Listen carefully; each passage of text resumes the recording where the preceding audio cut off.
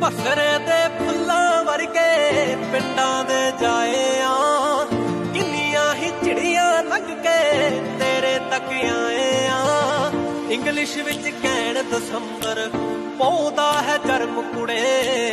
ਨਰਮੇ ਦੇ ਪੁੱਟਾਂ ਵਰਗੇ ਸਾਊ ਤੇ ਨਰਮ ਕੁੜੇ, ਅਲੜੇ ਤੇਰੇ